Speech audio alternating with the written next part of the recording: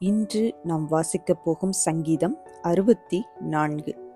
தேவனே, என் விண்ணப்பத்தில் என் சத்தத்தை கேட்டருளும். சத்துருவால் வரும் பயத்தை நீக்கி என் பிராணனை காத்தருளும். துன்மார்க்கர் செய்யும் இரகசிய ஆலோசனைக்கும் அக்கிரமக்காரருடைய கலகத்துக்கும் என்னை விலக்கி மறைத்தருளும்.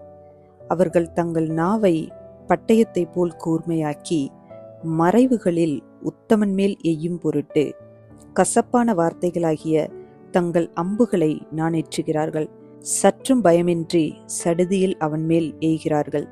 அவர்கள் பொல்லாத காரியத்தில் தங்களை உறுதிப்படுத்தி கொண்டு மறைவான கண்ணிகளை வைக்க ஆலோசனை பண்ணி அவைகளை காண்பவன் யார் என்கிறார்கள்.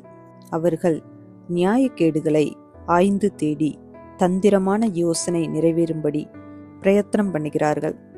அவர்களில் ஒவ்வொருவனுடைய உட்கருத்தும் இருதயமும் ஆழமாயிருக்கிறது. ஆனாலும் தேவன் அவர்கள் மேல் அம்புகளை எய்வார். சடுதியாய் அவர்கள் காயப்படுவார்கள்.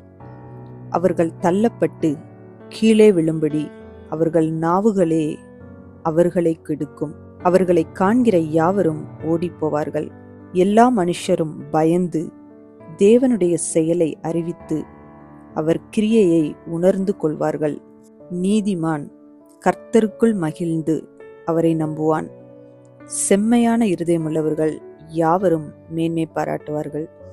இந்த வீடியோ உங்களுக்கு பிடித்திருந்தால் லைக் பண்ணுங்க, உங்க ஃப்ரெண்ட்ஸுக்கு ஷேர் பண்ணுங்க. இன்னும் நம்ம சேனலை சப்ஸ்கிரைப் பண்ணலைன்னா மறக்காம சப்ஸ்கிரைப் பண்ணுங்க. சைடில் இருக்கிற பெல் ஐக்கானை ப்ரெஸ் பண்ணுங்க. மீண்டும் சந்திப்போம். நன்றி.